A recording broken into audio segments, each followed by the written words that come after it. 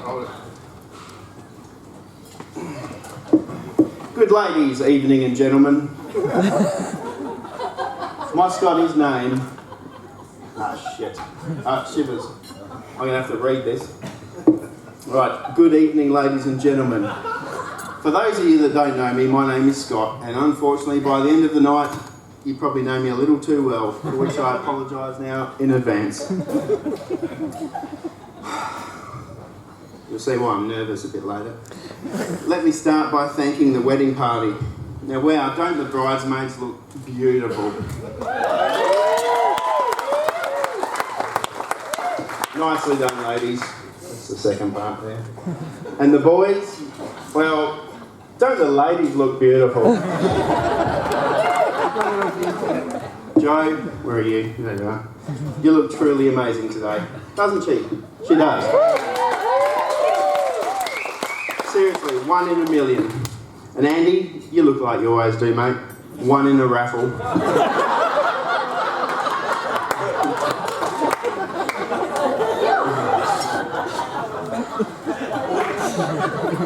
This is easy. I'd like to shout out some special recognition to Joe and her bridesmaids for all their hard work and planning. Blah, blah, blah. Also to Joe's parents, Frank and Carmel, where are they? There, good work. And it's also their 45th wedding anniversary, I believe.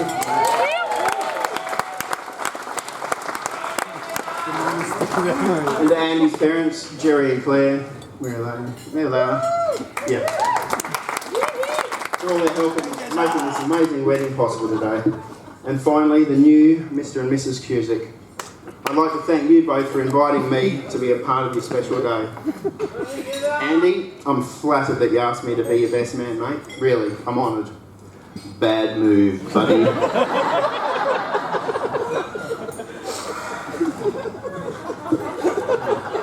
This is surreal. It's been like I've been planning this for like 6 months. Now, what a lot of you may not realise is I've actually known Andy since he was this big. Now, I know what you're all saying, but Scott, Andy is that big. I mean, this big.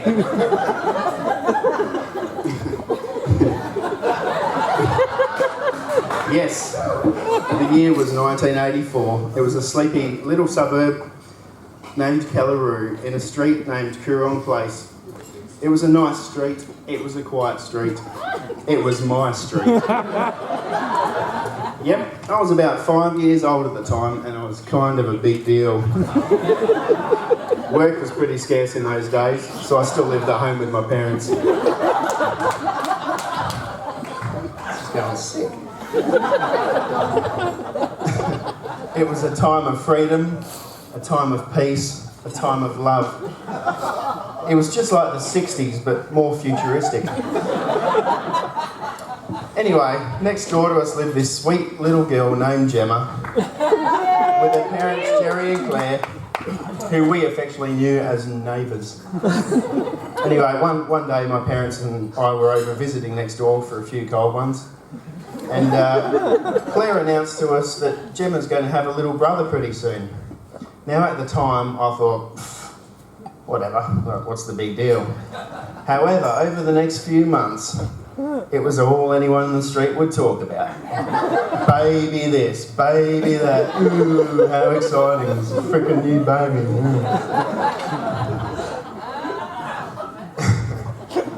I wasn't getting the attention I deserved.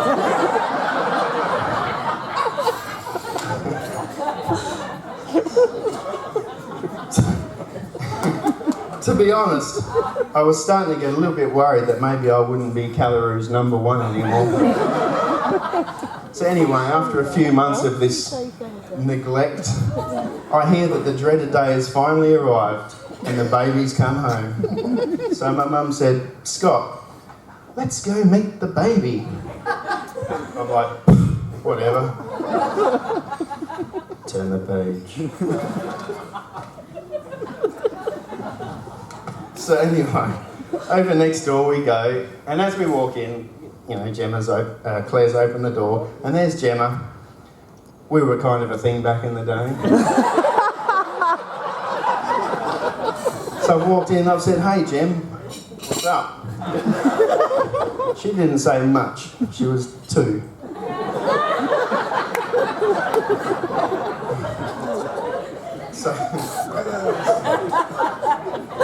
So she's standing there next to this little pram. And I look down into the pram, there's this tiny little baby. That wasn't a joke. There's this tiny little baby. And I remember thinking, wow, that has got to be the cutest, most perfect baby I've ever seen. I kid you not. 10 perfectly formed fingers, 10 perfectly formed toes, cute little button nose, and rock hard abs. Now, as you can imagine, I'm spinning out a bit. I'm thinking, I've got some competition here. And as the panic was starting to set in, I heard my mum from across the room go, "Scott, do you want to come and meet the baby?" As it turned out, it was just one of Gemma's dolls in a pram.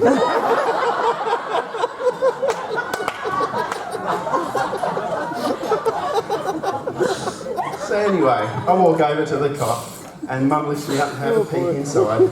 And there, wrapped up snug as a bug, is this tiny, wrinkly, crinkly, slimy, purple, weird little, hairy little thing. Hairy, yes, hairy. I kid you not, he had his 5 o'clock shadow way back then. And I just thought, this is what everyone's talking about? I don't think I've got anything to be worried about. And I didn't. I went on to dominate that street for the next 28 years till I moved out.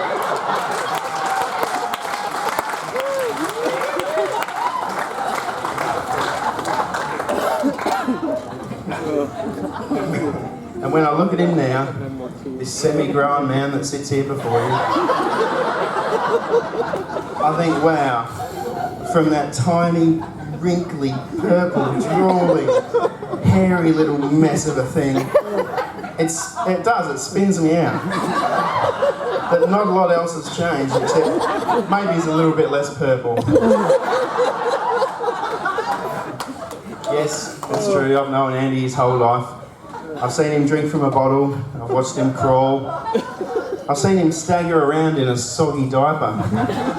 And that, ladies and gentlemen, was just at the Bucks party a month ago.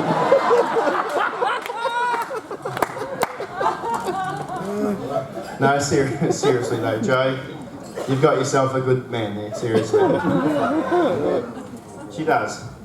Bright, intelligent, funny, good looking. These are just a few of the things he calls me. Now, you probably can't tell this by looking at Andy, but he actually ran away from home when he was just 27 years of age. Yep, believe it. It's lucky for him that someone as wonderful and caring as Joe was there to take him in and care for him. Or who knows where else he'd be. Probably on the frozen slopes of a mountain in Canada somewhere. The poor thing. Chasing around snow bunnies just for something to eat.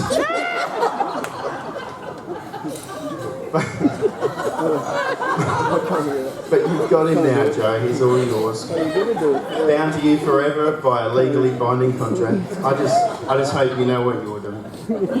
Anyway, I truly wish you both the best for your future as husband and wifey. I know that with Andy's determined spirit and your patience, Joe, your bond will continue to strengthen and grow. Not in height, though, unfortunately. All the best, guys.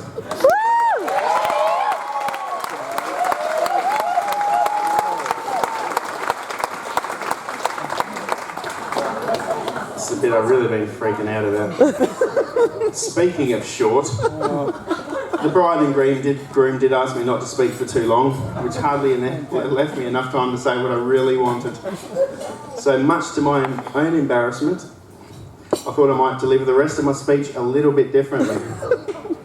If I could please get Andy to stand up, come out here with me. Wrigley, bring him up, mate.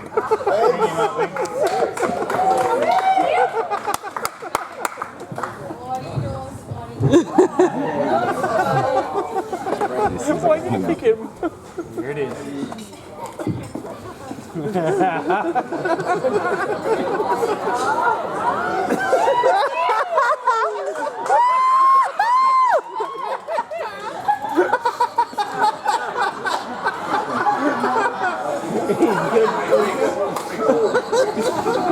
Wrigley sounds like an SOS.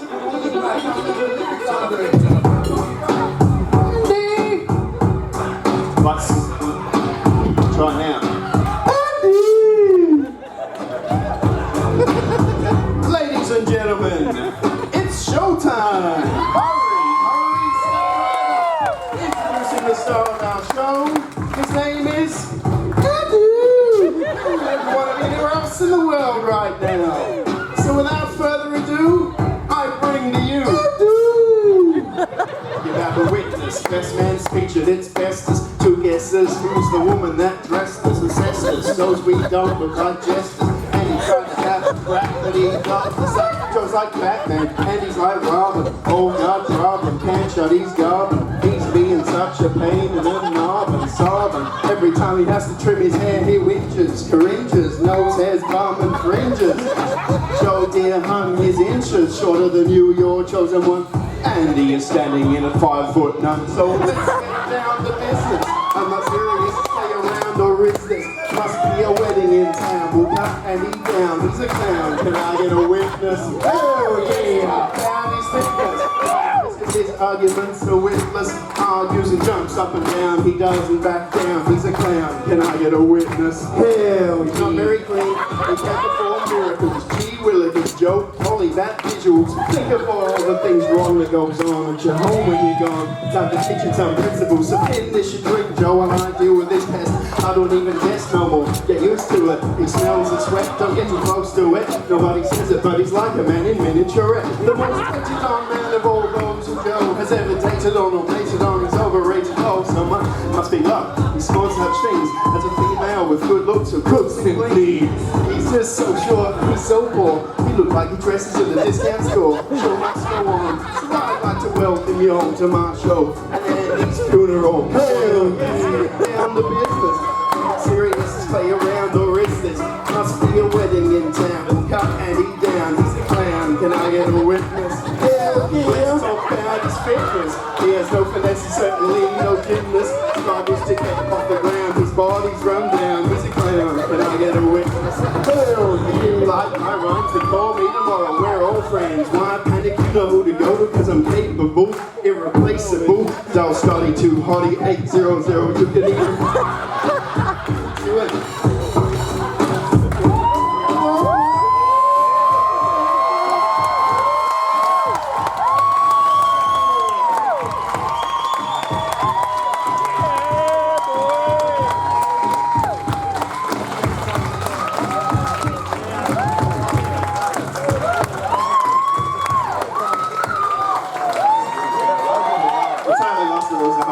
Guys, can I have a big round of applause for Scott Meek and his sidekick, Blake Wrigley.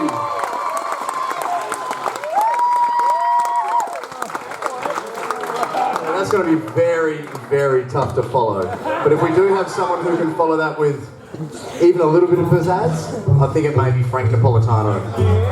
So can I introduce Frank Napolitano to the stage? Take that one,